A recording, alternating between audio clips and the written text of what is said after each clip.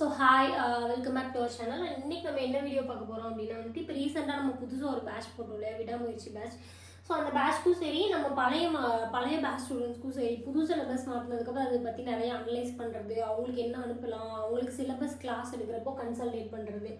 So இந்த மாதிரி பண்ணுறப்போ எப்படி அவங்க அந்த 80 மார்க் எடுக்க வைக்கலாங்கிறது ரொம்ப பெரிய ரிசர்ச்சே போயிட்டு இருந்துச்சு. நான் சொன்னேன் இதெல்லாம் இங்கே இருக்குது அப்படிங்கிறது நான் சொல்லிட்டேன். அது எப்படி உங்களை படிக்க வைக்கலாம், ஸ்டெப் பை ஸ்டெப் க்ரியேட் பண்ணணும்ல. இப்போ நான் லாஸ்ட் வீடியோவில் கூட சொல்லியிருந்திருப்பேன்.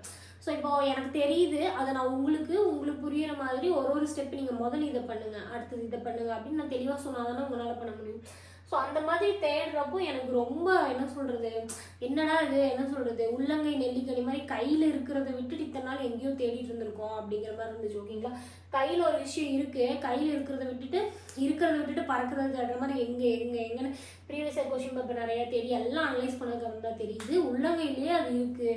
அதை விட்டுட்டு தான் நம்ம சுற்றியும் தேடிட்டு இருக்கோம் அப்படிங்கிறது. ஓகேங்களா, ஸோ என்னன்னா புக்கிலேயே வந்துட்டு புது சிலபஸ்க்கு என்ன படிக்கணுங்கிறது அழகாக கொடுத்துருக்காங்க. ஓகேங்களா, ஒன்று சொல்லையாக கொடுத்துருக்காங்க. எனக்கு கேட்டால் அது ஒரு ப்ளூ பிரிண்ட்னு தான் நான் சொல்லுவேன். ஓகேங்களா, ஸோ என்னது அது, புக் பேக். ஓகேங்களா, ஸோ இது கண்டிப்பாக உங்களுக்கு சொல்லணும். அப்போ தான் இப்போ அடுத்தடுத்து படிக்கிற ஸ்டூடெண்ட் புக் பேக்கை ஃபோக்கஸ் பண்ணுவீங்கிறதான். ஏன்னா இப்போ நம்ம என்றைக்குமே புக்கு படித்தா எப்படி படிப்போம், ஒரு துணைப்பாடம், உரைநடை, செய்யுள் அப்படி இப்போ இலக்கணத்தை படிச்சுட்டு அடுத்த இயல் போயிடுவோம். ஓகேங்களா, ஸோ அது எல்லாத்த விட முக்கியமானது புக் பேக்கை பார்த்தா என்னடா இது, அது இது அதை பண்ணுங்கிறாங்க, இதை பண்ணுங்கிறாங்க, இது சோதனை செய்யுங்கிறாங்க, தொடரில் அமைங்கிறாங்க, இமேஜ் கொடுத்துருக்காங்க அப்படின்னு நம்ம நினைக்கிறோம். ஸோ நம்மளுக்கு என்ன தேவை, தமிழில் வந்துட்டு அந்த 80 கொஷின் அதிகமாக கேட்டிருக்காங்க இல்லையா சிலபஸில். ஸோ உரைநடை போக மிச்சம் எல்லாத்துக்குமே நம்மளுக்கு என்ன தேவை, 88 கொஷின். ஓகேங்களா, அந்த 88 கொஷின் நம்மளுக்கு என்ன தேவை அப்படின்னா ப்ராக்டிஸ். தமிழுக்கு உட்காந்து மனப்பாடம் பண்ணுறதை விட ப்ராக்டிஸ் இருந்தாலே 88 கொஷின் எடுத்துடலாம். ஓகேங்களா, அந்த ப்ராக்டிஸுக்கு நீங்கள் எங்கேயுமே போய் நான் ப்ரீவியஸ் இயர் கொஷின் பேப்பர் எல்லாத்தையும் நானும் டவுன்லோட் பண்ணி வச்சுட்டேன். இது எல்லாத்தையும் வச்சு இன்றைக்கி பேட்ச் ஸ்டூடெண்ட்ஸ் வந்து நல்லா ப்ராக்டிஸ் பண்ணி வச்சிடணும். அதே மாதிரி யூடியூப் ஸ்டூடெண்ட்ஸும் அதே தான். நான் எல்லா ப்ரீவியஸ் இயர் கொஷின் பேப்பரும் எடுத்துட்டேன். நான் ஒரு சிலபஸாக எடுக்கிறேன், எல்லா புக்கையும் பரட்டி நான் எல்லாத்தையும் ரெடி பண்ண போகிறேன் அப்படின்னு யோசிக்கிறோம். நீ அதெல்லாம் எதுவுமே பண்ண வேணாம்ப்பா அப்படின்னு சொல்லிட்டு புக்லேயே உனக்கு நான் கொடுத்துருக்கேன். புக்லேயே உனக்கு ப்ராக்டிஸ் ஷீட் இருக்குது, நீ அதை ப்ராக்டிஸ் பண்ண போதும்.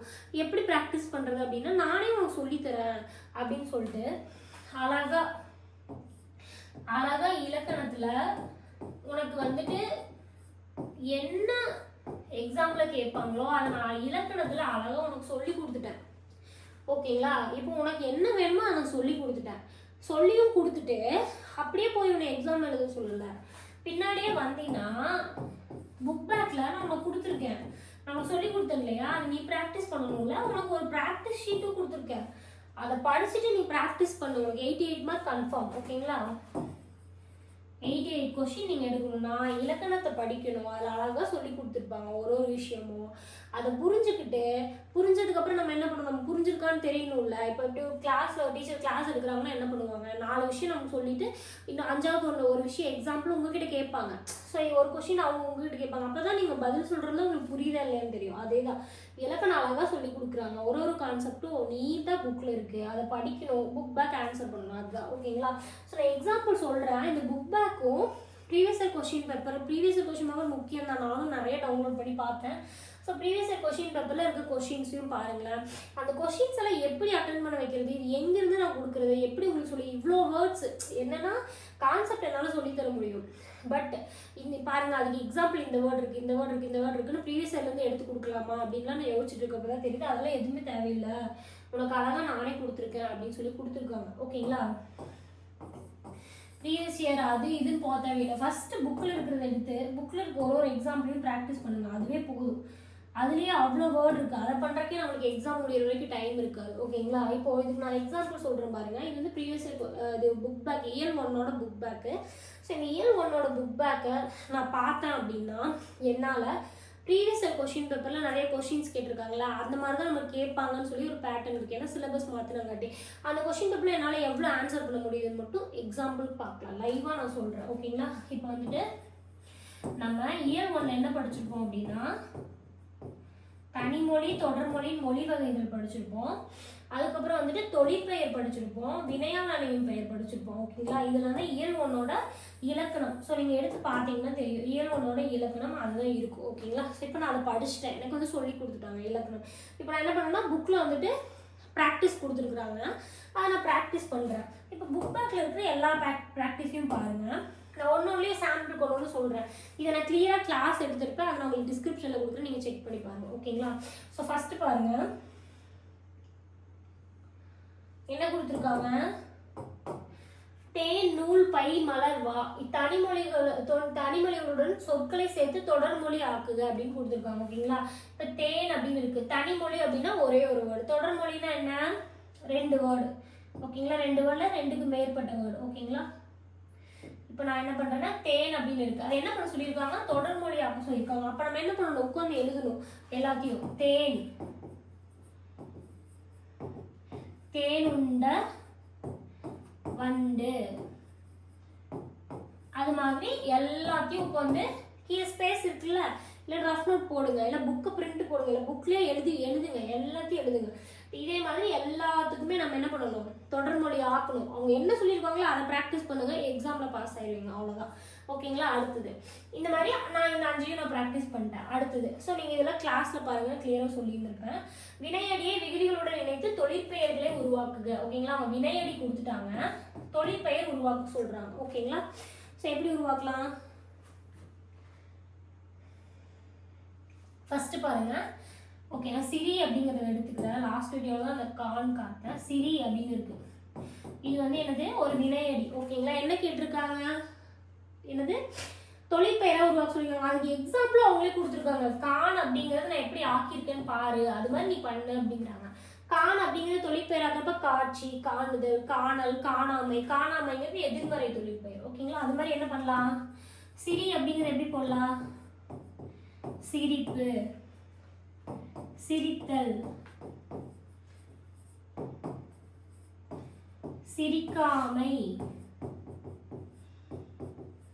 ஓகேங்களா, இந்த மாதிரி போடலாமா. ஸோ இந்த மாதிரி நான் ப்ராக்டிஸ் பண்ணிட்டேன். ஓகேங்களா, அடுத்தது பாருங்க. அடுத்தது என்ன கொடுத்துருக்காங்க நம்மளுக்கு, தொடர்மொழி, தனிமொழி, தொடர்மொழின்னு கொடுத்துருக்காங்க. ஓகேங்களா, தனிமொழினா என்ன, தொடர்மொழினா என்ன. தனிமொழினா ஒரு வேர்ட், தொடர்மொழினா பல வேர்டு. ஓகேங்களா, இப்போ பாருங்க, எங்கே செல்கிற 2 வேர்டு, அதனால தொடர்மொழின்னு அவங்களே நமக்கு சொல்லிட்டாங்க. ஓகேங்களா, இப்போ தம்பி வந்து தனிமொழியில தான் பதில் சொல்லணும். ஓகேங்களா, நான் இங்கே செல்கிறேன் அப்படி சொல்லக்கூடாது, அது தொடர்மொழி. தனிமொழியில தனிமொழினா என்ன, ஒரே வேர்டு. ஓகேங்களா, அப்போ ஊருக்கு, ஊர் அப்படின்னு சொன்னா போதும். ஓகேங்களா, அது தனிமொழி. இந்த மாதிரி இது ஒன்னொன்னா ஃபீல் பண்ணணும். ஓகேங்களா, அடுத்தது பாருங்க. மலை என்னை அடிக்கடி அழைக்கும், மலை மீது ஏறுவேன், ஓரிடத்தில் அமர்வேன், மேலும் கீழும் பார்ப்பேன். இங்க என்ன கேட்டிருக்காங்க, தொடரில் உள்ள வினைமுற்றுகளை தனியே எடுத்தெழுதி தொழிற்பெயர்களாக மாற்றுங்க. ஃபர்ஸ்ட் வினைமுற்று எழுதணும், அதுவே ஒரு பிராக்டிஸ். அதை எடுத்து தொழிற்பெயரா மாற்றணும். ஓகேங்களா,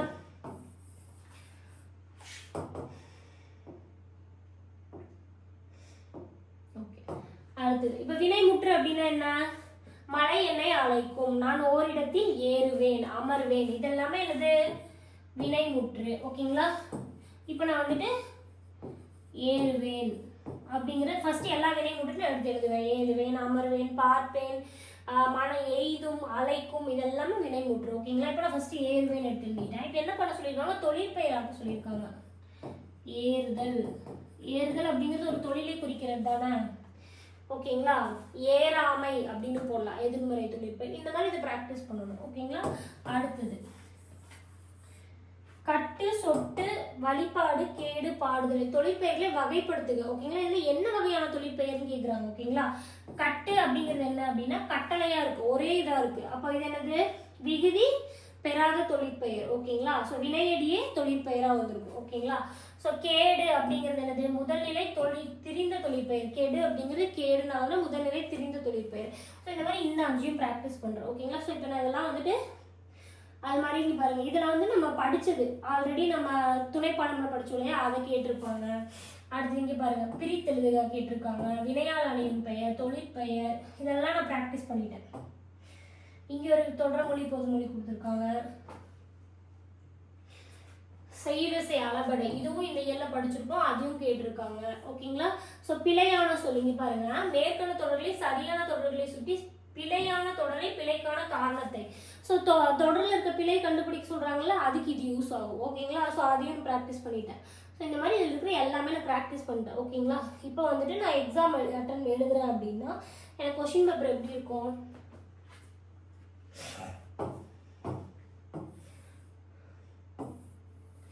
இப்போ நான் பிரித்தெழுதுக பார்த்தேன்னா எந்த மில் நான் அப்படின்னு சொல்லிட்டு, அப்போ நான் பிரித்தெழுதுக ப்ராக்டிஸ் பண்ணியிருக்கேன். இது என்னால் போட முடியுமா முடியாதா?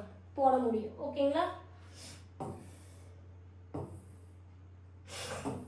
ஓகே, நான் வந்து இப்போ பார்த்த கான்செப்ட் மட்டும்தான் பார்க்குறேன். ஓகேங்களா? இது எல்லாமே புக் பேக்ல இருக்கு. எனது மரபு, வினை மரபு தொடரை காண்க. இப்போ பாருங்க, சந்தி பிழையற்ற தொடரை காண்க. தொடரில் உள்ள பிழை கேட்டிருந்தாங்களா? ஸோ அப்போ இதை வச்சு நம்மளால போட முடியுமா போட முடியாதா? அடுத்தது பாருங்க, அடுத்தது என்ன கேட்டிருந்தாங்க? கலைச்சொல். ஓகேங்களா? கலைச்சொல் அழகாக கொடுத்துருக்காங்க. நீ எங்கேயும் போய் படிக்க வேண்டியதில்லை, புக்கில் இருக்கிறத ஃபர்ஸ்ட் படி. எப்படி அதை படிக்கவே நமக்கு டைம் இருக்காது. இந்த கலைச்சொல் கொடுத்துருக்காங்களா? இதே மாதிரி நான் எல்லா இயர்ல இருக்க கலைச்சொல்லையும் நான் படித்தேன் அப்படின்னா, ஸோ எல்லா இயர்ல இருக்க கலைச்சொல்லையும் படிச்சேன்னா என்னால் இதுக்கு ஆன்சர் பண்ண முடியுமா முடியாதா? முடியுமா? ஒரு செய்யுள் பின்னாடி இருக்க புக்கில் இருக்கிற ஒரு செய்யுள் பின்னாடி இருக்க பொருளை ஒழுங்காக படித்தா இதை ஆன்சர் பண்ண முடியுமா? அடுத்தது இலக்கணத்தை ப்ராப்பராக படித்தா என்னால் இதை ஆன்சர் பண்ண முடியுமா? அகரவரிசை. ஓகேங்களா? அகரவரிசையும் புக் பேக்ல தான் கொடுத்துருப்பாங்க. ஓகேங்களா? அகரவரிசை ப்ராப்பராக படித்தா நம்மளால ஆன்சர் பண்ண முடியும்.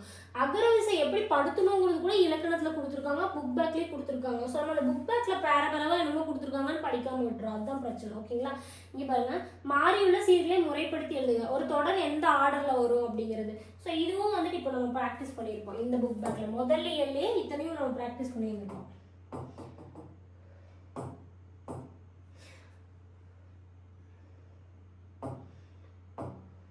பாருங்க, தொடரில் உள்ள பிழையை காண்க. ஓகேங்களா? அடுத்தது மூணாவது இயல்ல பாத்தீங்கன்னா, வாழை இலைக்கு தமிழர் பண்பாட்டில் தனி இடம் உண்டு அப்படின்னு சொல்லி ஒரு ஸ்டேட்மெண்ட் கொடுத்துட்டு அதை ஆர்டர் படுத்த சொல்லியிருப்பாங்க. நிறைய வேர்டை மாற்றி கொடுத்து ஆர்டர் படுத்த சொல்லியிருப்பாங்க. ஸோ அதுவும் புக் பேக் தான். அதை பார்த்தா நம்மளால இதை ஆன்சர் பண்ண முடியும். ஓகேங்களா? அடுத்தது கலைச்செல்வி கட்டுரை எழுதிலல். ஓகே, அப்படிங்க எழுதிலன்னு கொடுத்துருக்காங்க. அப்போ இது என்னது? எழுதிலல் அப்படின்னா எதிர்மறை. எதிர்மறையா ஒரு வினையை பத்தி சொல்றாங்க. அப்ப எதிர்மறை தொடர் அப்படி தெரியல நமக்கு. இப்பதான் ஒரு எதிர்மறை தொழிற்பெயர் பார்த்தோம். ஸோ அதை வச்சு நம்மளால போட முடியுமா முடியாதா?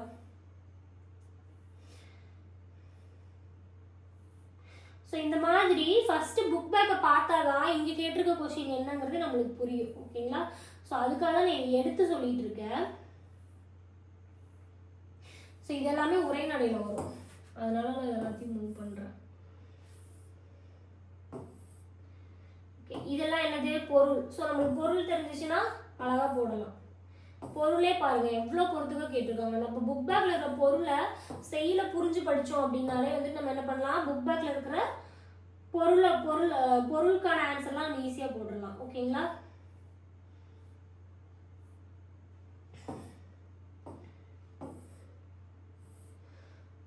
இங்க பாருங்க, தமிழர் இதெல்லாம் வந்துட்டு லெசன்ல இருக்கு. ஓகேங்களா? ஸோ லெசன்ல இருக்கிறத படிச்சோம்னா இதுக்கெல்லாம் வந்துட்டு ஆன்சர் ஈஸியா போட்டுடலாம். ஸோ இலக்கண கொஸ்டின் ஸ்டார்டிங்ல நம்மளுக்கு கேட்டிருக்காங்க. ஸோ அந்த இலக்கண கொஸ்டின் எல்லாத்துக்குமே என்னது, எல்லாமே புக் பேக்ல இருந்தா கேட்டிருக்காங்க. ஓகேங்களா? ஸோ இதுக்கு மேலே இலக்கணம் இல்லை போல.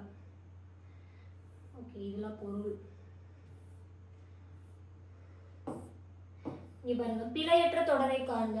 அவன் கவிஞன் அல்ல, அவன் கவிஞன் அன்று, அவன் கவிஞன் அல்லர். இதெல்லாம் வந்துட்டு அழகா கொடுத்துருக்காங்க நம்மளுக்கு புக் பேக்ல. ஓகேங்களா? புக் பேக்ல அல்ல அப்படிங்கிற வேர்டை எங்க யூஸ் பண்ணணும்? ஓகேங்களா? ஸோ அல்ல அப்படிங்கிற வேர்டை எங்க யூஸ் பண்ணணும், அன்று அப்படிங்கிற வேர்டை எங்க யூஸ் பண்ணணும், அல்லல் அப்படிங்கிற வேர்டை எங்க யூஸ் பண்ணுங்கிறதெல்லாம் இலக்கணத்துல கான்செப்டா வைக்கலன்னா கூட புக் பேக்ல இதெல்லாம் அழகா கொடுத்துருக்காங்க. ஓகேங்களா? ஸோ அப்போ அது தெரிஞ்சிச்சுன்னா நம்மளால அழகா போட முடியுமா முடியாதா? அடுத்தது பின்வரும் தொடர்களில் சரியான விடையினை வலு கேட்டிருக்காங்க. ஓகேங்களா? ஸோ இது என்ன வலு அப்படின்னு கேட்டிருக்காங்க. இது இலக்கணம் இருந்தால் போட முடியுமா முடியாதா? ஸோ இப்போதான் சொன்ன சந்தி பிழையற்ற சொல், ஒருமை பன்மை பிழையற்ற சொல். ஓகேங்களா? ஒருமை பன்மையெல்லாம் வந்துட்டு இலக்கணத்துல ஆண் பால், பெண் பால், உயர்திணை, அக்ரிணை, பலர்பால் இதெல்லாத்தையும் படிச்சோம்னா நம்மளால போட முடியும். படிச்சுட்டு அது பின்னாடி இருக்கிற புக் பேக்கை ப்ராக்டிஸ் பண்ணோம்னா இன்னும் ஈஸியா போடலாம். ஓகேங்களா?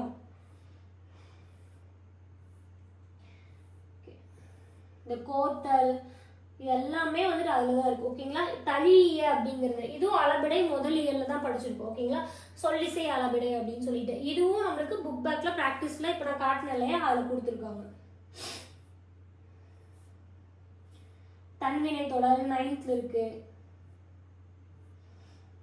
ஸோ கொஷின் பேப்பரை பொறுத்த வரைக்கும் ப்ரீவியஸ் கொஷின் பேப்பரை நீங்கள் கம்பேர் பண்ணி பாருங்கள். இப்போ நான் ஒரு இயல் வச்சு சொல்கிறேன். ஸோ இந்த மாதிரி எல்லா இயலையும் நீங்கள் படிச்சுட்டு ப்ரீவியஸ் கொஷின் பேப்பர் எடுத்து பாருங்கள். உங்களால் ஆட்டோமேட்டிக்காக ஆன்சர் போட முடியும். அது எப்போ போட முடியும் அப்படின்னா இங்கே புக் பேக்கில் இருக்கிறது நம்ம ப்ராக்டிஸ் பண்ணிங்க பாருங்கள். அளபெடையோட வகை கேட்டிருக்காங்க இல்லையா, ஸோ அதுலேயும் கேட்டிருந்தாங்களா. ஸோ இதை ப்ராக்டிஸ் பண்ணால் நம்மளால் அதில் போட முடியுமா போட முடியாதான் ஓகேங்களா. ஸோ அதை பார்த்துக்கோங்க. ஸோ புக் பேக் எப்பவுமே புக்கை படிக்கிறப்போ முதல் வந்துட்டு நம்ம படிக்க வேண்டியது புக் பேக் தான். புக் பேக்குக்கு தான் அதிக ஃபோக்கஸ் கொடுக்கணும்.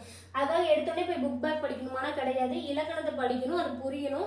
அதுக்கப்புறம் செய்யுள், துணைப்பாடம், இதில் இருக்கிற பொருள், இலக்கண குறிப்பு, பகுப்பத உறுப்பு இலக்கணம் இது எல்லாத்தையும் படிச்சிட்டிங்கன்னா உங்களுக்கு எல்லாமே ஓரளவுக்கு நாலேஜ் இருக்கும். அதுக்கப்புறம் புக் பேக் ப்ராக்டிஸ் பண்ணி பாருங்க ஓகேங்களா. ஸோ இந்த புக் பேக் நாங்கள் அடிச்சு சொல்கிறேன். 6 to 9th 6 to 9th இருக்கிற 6 to 10th இருக்கிற புக் பேக்கை ப்ராப்பராக படிச்சுட்டீங்க அப்படின்னா உங்களால் ஷியோராக இந்த 88ல் 85+ எடுக்க முடியும்.